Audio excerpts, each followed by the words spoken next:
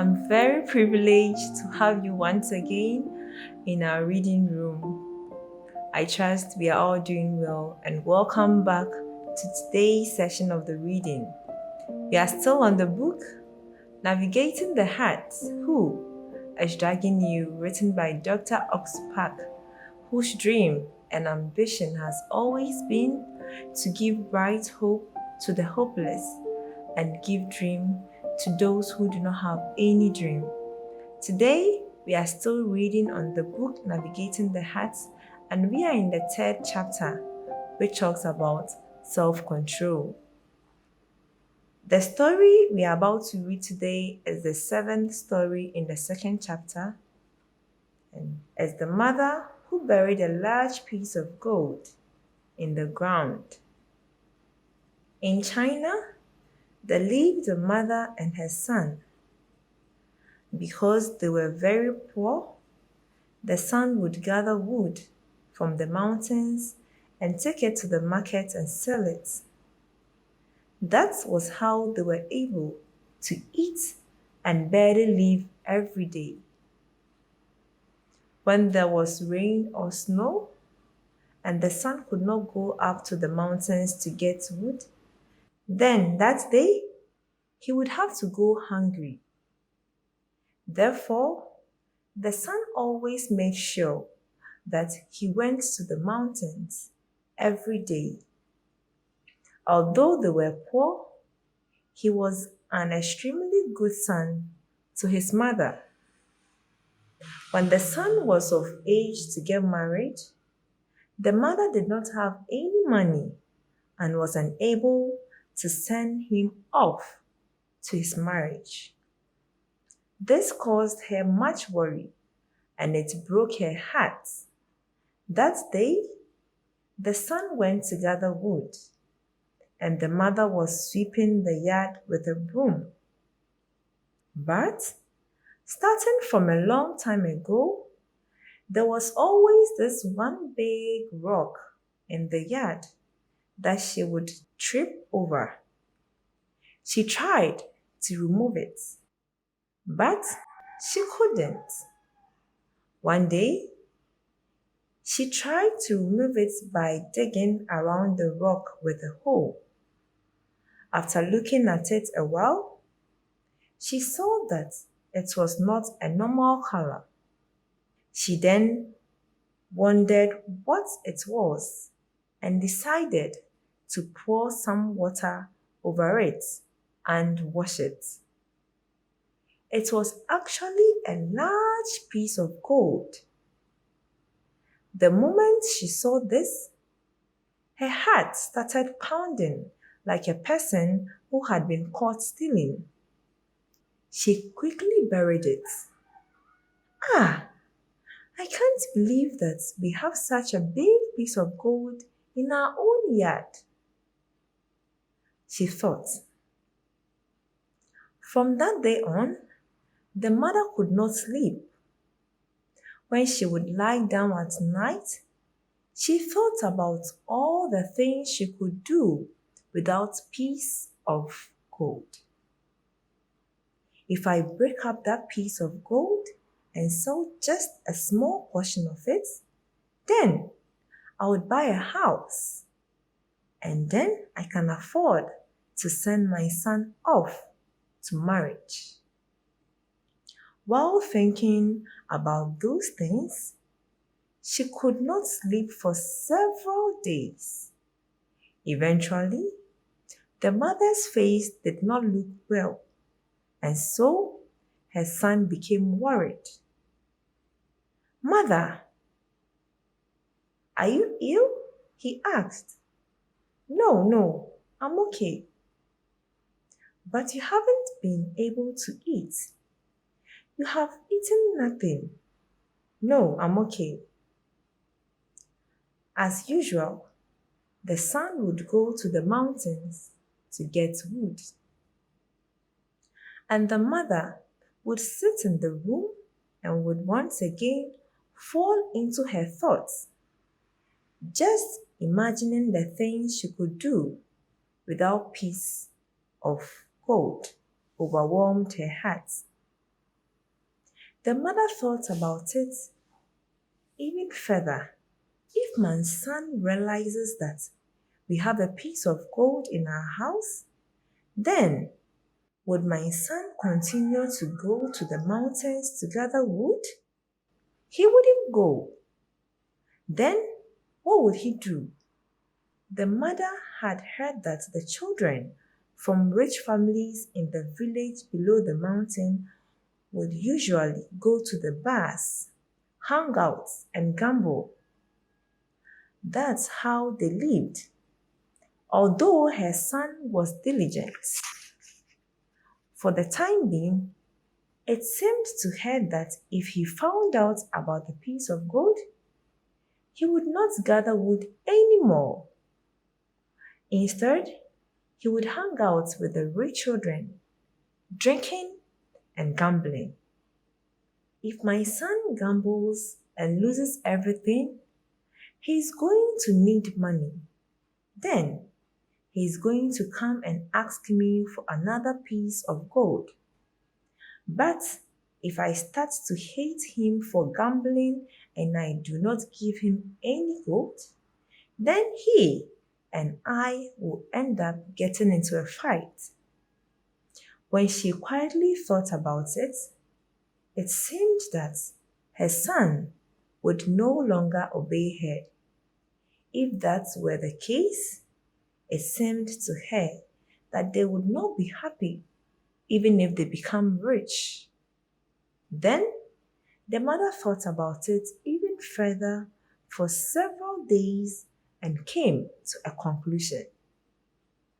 With that piece of gold, we may be able to live in a big house, eat expensive food, and wear good clothes.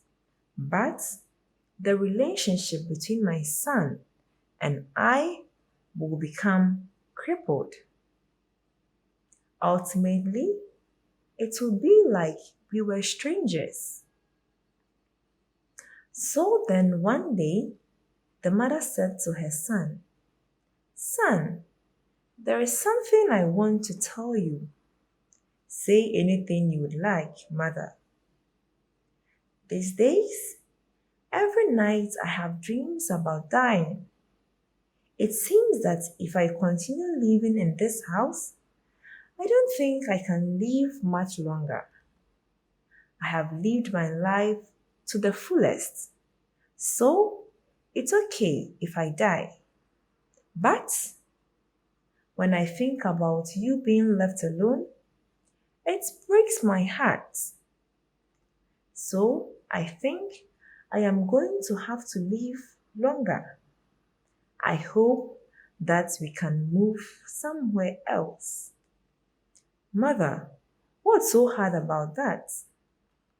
Do you think that's possible? Okay, thanks. Not long after, the mother and the son moved to a place that was very far away.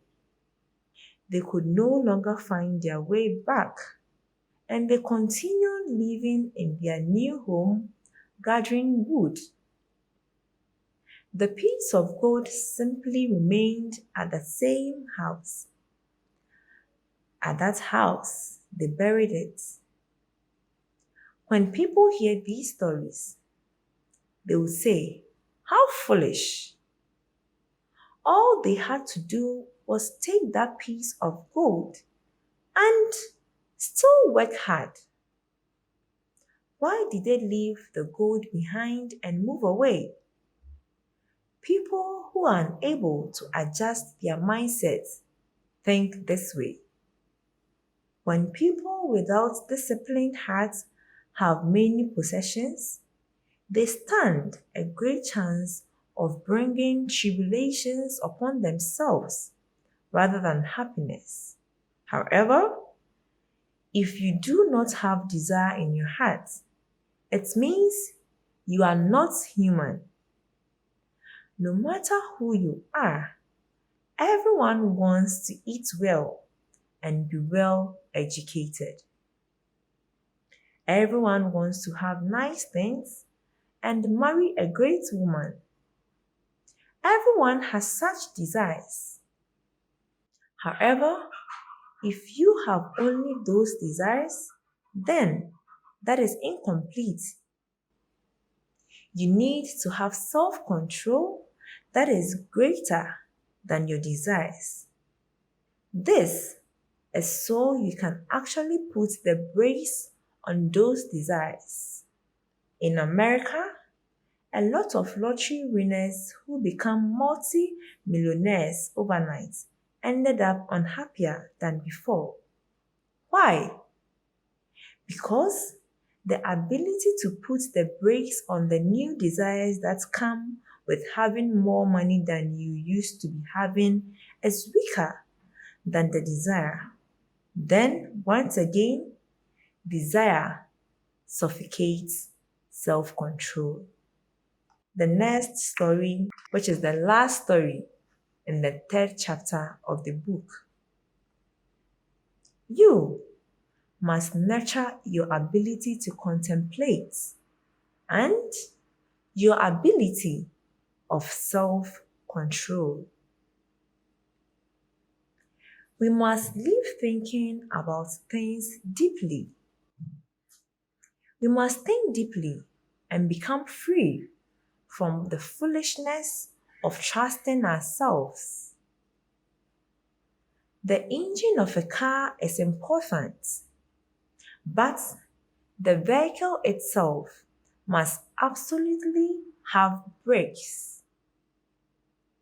In the same way, you must refrain yourself from the things you want to do and do the things you don't want to do, so that from a young age you are trained to rule and discipline your heart. If you learn how to think deeply and control yourself from a young age, no matter what you do, you can become a great person in that field. If you do not have the ability to control yourself, you can only become miserable. Just as the functions of the engine and the brakes must reach a high level of performance in order for the car to run well, it is the same with our lives. There are many things young people want in their hearts. We do have the ability to run towards those things, studying hard, researching, and practicing. The images of these things look so good, but what you must remember is that you must nurture your ability to restrain yourself at the same time. This is the last story in the third chapter. And as we continuously spoke about self control, we know as youth and even human, we have a whole lot of desires in us. But just like the vehicle, a vehicle that has a very good engine but has no brake is useless. Why? Because when there is an incident or any sudden happening, then we'll be unable to apply the brake system and we would definitely end up into destruction. Even though we have these desires, it's normal for us to have them. But when we are unable to exercise self control in our lives, then we end up in misery and we become more and more sad in life. Why? Because we were unable to exercise self control amidst our desires. Thank you all for being with me, and till we see you again, it's a bye bye.